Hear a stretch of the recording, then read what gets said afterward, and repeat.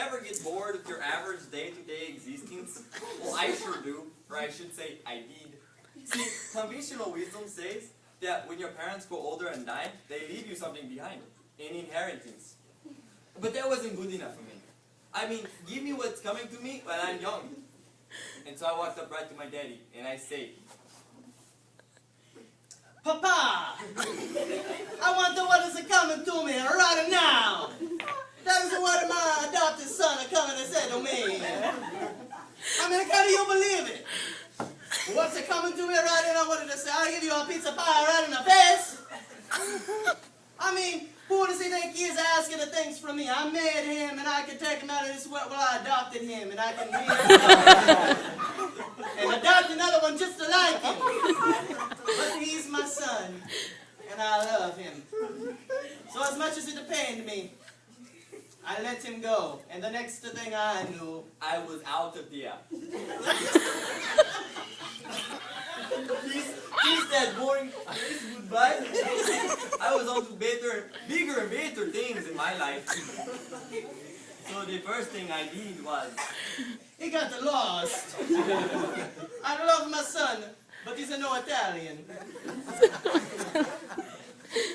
In fact, I heard he had to ask about for directions 3 times before he finally left our hometown.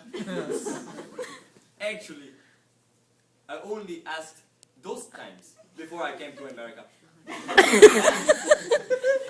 And when I finally did, I began to live it up. I had more friends than money could buy, and I had more clothes than money could buy. And the senoritas, don't even get me started on the senoritas.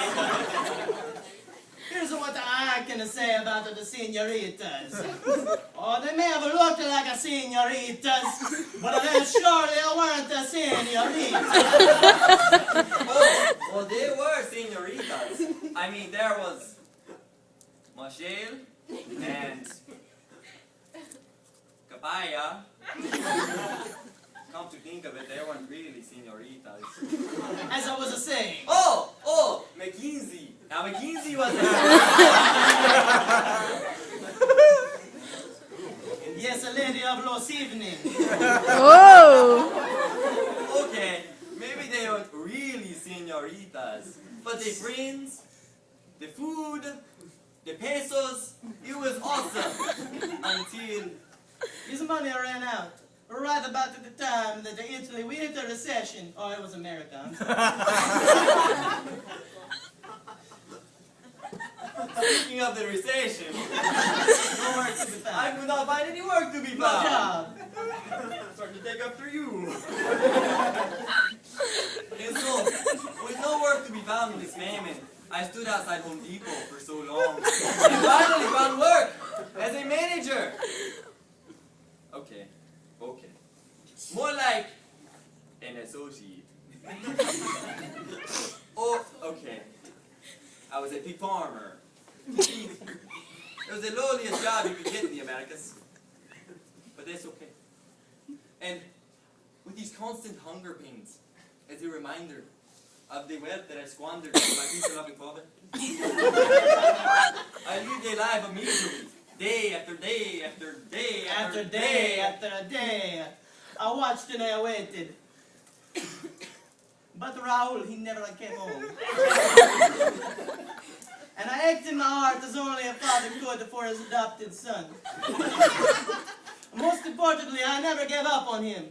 I would always make his favorite pizza. Jelly bean. But he loved it. So I wondered, One day, he hit me. My father's lowliest assistants had more than I did. They had shelter, they had pesos, and they were living like kings compared to me. And so I know what I would do. I would go home to Italy, and I would ask him to take me back as a servant, hoping that maybe today will be the day that he comes back. But it was the thought. I'm sorry, I get confused. Crazy thoughts that ran through my head. Maybe today I'll be sitting out on the veranda, drinking a glass of milk and eating a tall glass of liquid pizza.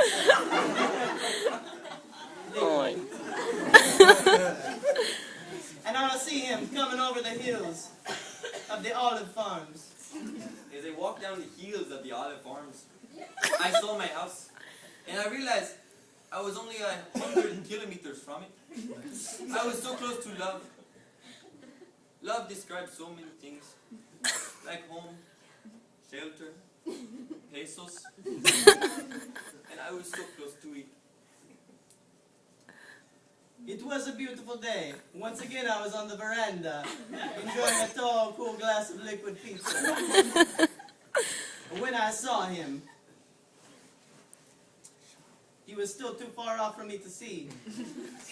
My padre, he stood up, set his liquid pizza down, and squinted my way to get a better look at me. And I wondered, what was going through his head? Was he thinking, I told you so? I told you so. I told you so. You thought he would never come back, especially you. I always knew he would come back. I never gave up on him. I always knew he would come back one day. Sometime. I don't know. I just knew he was going to be angry. So the closer I got to my home, I started to think about how this was a mistake. And so, you know what I did? Stopped. He just stooped there. I couldn't move. I couldn't have just stooped there, so I ran. I ran too. My heart was a pounding, and all I could do was just to run into my son. My father, my papa, he come to me with his arms wide open, and he was as if to say, "Welcome home, son." Welcome home, I shouted, but he was still too far off to hear me. So I shouted even louder. I just kept running, and I just wanted him to jump into my arms like when he was a little boy, when he said, "Papa, make me the jelly bean pizza." So I can tell him, "That's okay, Raul. I will make you the jelly bean pizza." And because he did, I jumped. And you know what I did? I caught him. But then I put him down. He's a big boy. And my father, he embraced me like only a father can. And I forgave him. I forgave him. There is nothing left. There's no guilt. There's no hate. There's no anger. There is only love and forgiveness. For my son who will no longer spend a life as an orphan. I guess it was hope that kept me going. A hope that my father would have mercy on me. A hope that my father would love me and give me pesos. And he would forgive me. And I would no longer be dead, but alive in his arms. Yes, my son is back. Come, give him a new clothes. Put the shoes on his feet.